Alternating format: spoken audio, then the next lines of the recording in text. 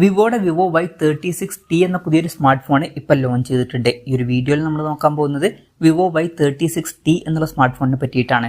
നമ്മൾ ആദ്യം ഫീച്ചേഴ്സും കാര്യങ്ങളൊക്കെ നോക്കുകയാണെന്നുണ്ടെങ്കിൽ ഡിസ്പ്ലേയുടെ കാര്യത്തിൽ വിവോ Y36Tയിൽ 6.56 ഇഞ്ചിന്റെ HD+ ഡിസ്പ്ലേ ആണ് വരുന്നത്. അപ്പം ഇതിൽ ഫുൾ HD റെസൊല്യൂഷൻ വരുന്നില്ല. പക്ഷേ ഫോണിന്റെ വില 9,000 രൂപയ്ക്ക് താഴെയാണ് വരുന്നത്. ആ ഒരു പ്രൈസ് റേഞ്ചിൽ ഫുൾ HD റെസൊല്യൂഷൻ ഇല്ലാത്ത കാര്യം വലിയൊരു പ്രശ്നമായിട്ട് പറയാനും പറ്റില്ല. LCD പാനലാണ് ഇതിൽ ഉപയോഗിച്ചിരിക്കുന്നത്. വാട്ടർ ഡ്രോപ്പ് നോച്ച് ഡിസൈനുള്ള നോച്ചാണ് വരുന്നത്. പഞ്ചോൾ ഡിസൈൻ ഒന്നും വരുന്നില്ല. പിന്നെ കൂടിയ റിഫ്രഷ് റേറ്റും സപ്പോർട്ട് ചെയ്യുന്നില്ല. 60 ഹെർട്സിന്റെ റിഫ്രഷ് റേറ്റേ വരുന്നുള്ളൂ. ഏകദേശം 89.64% സ്ക്രീൻ ടു ബോഡി റേഷ്യോ ഈ ഫോണിൽ വരുന്നുണ്ട്. പീക്ക് ബ്രൈറ്റ്നസ് വരുന്നത് 528 നിറ്റ്സ് ആണ്. അപ്പോൾ ഡിസ്പ്ലേ ഫീച്ചേഴ്സ് മൊത്തത്തിൽ നോക്കുകയാണെന്നുണ്ടെങ്കിൽ വളരെ ബേസിക് ആയിട്ടുള്ള ഡിസ്പ്ലേ ഫീച്ചേഴ്സ് ആണ് ഈ ഫോണിൽ വരുന്നത്. ഈ ഒരു ഫോണിന്റെ വില 8,800 രൂപ പ്രൈസ് റേഞ്ചിലായിട്ടാണ് വരുന്നത്.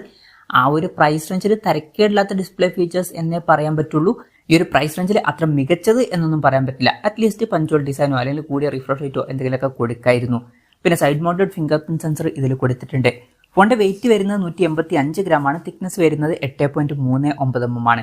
പിന്നെ IP54 റേറ്റിംഗ് ഇതിൽ സപ്പോർട്ട് ചെയ്യുന്നുണ്ട്. അത് നല്ലൊരു കാര്യം തന്നെയാണ് ഈ ഒരു പ്രൈസ് റേഞ്ചിൽ. പ്രോസസ്സറിന്റെ കാര്യം പറയുകയാണെന്നുണ്ടെങ്കിൽ മീഡിയാടെക്കിന്റെ ഹീലിയോ G85 എന്നുള്ള പ്രോസസ്സർ ഈ ഫോണിൽ കൊടുത്തിട്ടുണ്ട്. ഈ ഒരു പ്രൈസ് റേഞ്ചിൽ ഇത് ബെസ്റ്റ് എന്ന് പറയാൻ പറ്റിയിട്ടില്ലെങ്കിലും തരക്കേടില്ലാത്തൊരു പ്രോസസ്സറൊക്കെ തന്നെയാണ്. പിന്നെ 5G സപ്പോർട്ടൊന്നുമില്ല. മാക്സിമം 4G സപ്പോർട്ടാണ് ഇതിൽ വരുന്നത്. ഈ ഒരു ഫോണിൽ 6GB റാമും 128GB ഇന്റർണൽ കൊടുത്തിട്ടുണ്ട്. അത് നല്ലൊരു കാര്യം തന്നെയാണ്. LPDDR4Xന്റെ റാമും eMMC 5.1 സ്റ്റോറേജ് ടൈപ്പാണ് ഇതിൽ വരുന്നത്. വെർച്വൽ റാം എന്നുള്ള ഫീച്ചർ ഈ ഫോണിൽ വരുന്നുണ്ട്. അതായത് എക്സ്ട്രാ റാം വേണ്ട സമയത്ത് ഇന്റർണൽ മെമ്മറിയിൽ നിന്ന് കുറച്ച് മെമ്മറി എടുത്തിട്ട് അത് റാമായിട്ട് യൂസ് ചെയ്യുന്നതായിരിക്കും. അങ്ങനെ 6GB റാം വരെ എക്സ്ട്രാ നമുക്ക് ലഭിക്കുന്നതായിരിക്കും. പിന്നെ സിംഗിൾ സ്പീക്കറാണ് ഇതിൽ കൊടുത്തിരിക്കുന്നത്. 3.5 mm ഓഡിയോ ജാക്ക് ഈ ഫോണിൽ കൊടുത്തിട്ടുണ്ട്.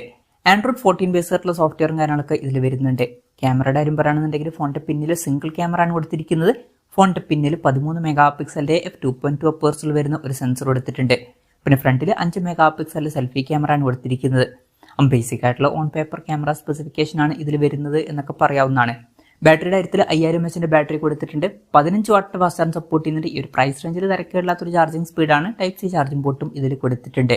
അപ്പോൾ തരക്കേടില്ലാത്തൊരു ബാറ്ററി സെറ്റപ്പ് ഇതിൽ വരുന്നുണ്ട് എന്ന് പറയാവുന്നതാണ്. അപ്പം ഇതൊക്കെയാണ് ഫീച്ചേഴ്സിനെ പറ്റി പറയാനുള്ള കാര്യങ്ങൾ. പിന്നെ ഈ ഒരു സ്മാർട്ട് ഫോൺ ഇപ്പം ഇന്ത്യൻ മാർക്കറ്റിൽ ലോഞ്ച് ചെയ്തിട്ടില്ല. ഇപ്പോൾ ചൈനീസ് മാർക്കറ്റിലാണ് ഈ ഫോൺ ലോഞ്ച് ചെയ്തിരിക്കുന്നത്. ചൈനീസ് മാർക്കറ്റിൽ ഈ ഫോൺ ലോഞ്ച് ചെയ്തിരിക്കുന്നത് 749 യുവാൻ എന്ന പ്രൈസിങ്ങിലാണ്. അതായത് 8,800 രൂപ പ്രൈസ് റേഞ്ചിൽ. ആ ഒരു പ്രൈസ് റേഞ്ചിൽ ഈ പറഞ്ഞിട്ടുള്ള ഫീച്ചേഴ്സ് എങ്ങനെ ഉണ്ടെന്ന് വെച്ചാൽ ജസ്റ്റ് ആവറേജ് ആയിട്ടുള്ള ഫീച്ചേഴ്സ് മാത്രമാണ്. അങ്ങനെ ഹൈലൈറ്റ് ആയിട്ടുള്ള എടുത്ത് പറയേണ്ട ഫീച്ചേഴ്സ് ഈ ഒരു പ്രൈസ് റേഞ്ചിൽ വരുന്നുണ്ട് എന്നൊന്നും പറയാൻ പറ്റില്ല. ഇനി ഈ ഒരു ഫോൺ ഇന്ത്യൻ മാർക്കറ്റിൽ ലോഞ്ച് ചെയ്യുമെന്ന് വെച്ചാൽ ചിലപ്പോൾ ലോഞ്ച് ചെയ്തേക്കാം. ഇന്ത്യൻ മാർക്കറ്റിലും ഈ ഫോൺ കുറച്ച് ഓവർ പ്രൈസ്ഡ് ആയിട്ടൊക്കെ തന്നെ ലോഞ്ച് ചെയ്യാനാണ് സാധ്യത. ഓഫ്ലൈൻ ഫോണായിട്ടായിരിക്കും ഈ ഫോൺ ലോഞ്ച് ചെയ്യുക. അപ്പം ഇന്ത്യൻ മാർക്കറ്റിൽ ഈ ഫോൺ ലോഞ്ച് ചെയ്യുകയാണെന്നുണ്ടെങ്കിൽ നമുക്ക് ഈ ഒരു സ്മാർട്ട് ഫോൺ 9,000 10,000 രൂപ പ്രൈസ് റേഞ്ചിലൊക്കെ ആയിട്ട് എക്സ്പെക്ട് ചെയ്യാവുന്നതാണ്. ഇന്ത്യയിലെ ലോഞ്ച് ഡേറ്റിനെ പറ്റിയിട്ടുള്ള ന്യൂസുകളൊക്കെ വരുമ്പോൾ അതിനെ പറ്റിയിട്ടുള്ള വീഡിയോസൊക്കെ നമ്മൾ ചെയ്യുന്നതായിരിക്കും. അപ്പം അതുപോലുള്ള വീഡിയോസൊക്കെ കാണാൻ താല്പര്യമുണ്ടെന്നുണ്ടെങ്കിൽ ഈ ചാനൽ സബ്സ്ക്രൈബ് ചെയ്യാവുന്നതാണ്. എന്തായാലും വിവോയുടെ വിവോ Y36T എന്ന പുതിയൊരു സ്മാർട്ട് ഫോൺ ഇപ്പോൾ ലോഞ്ച് ചെയ്തിട്ടുണ്ട്.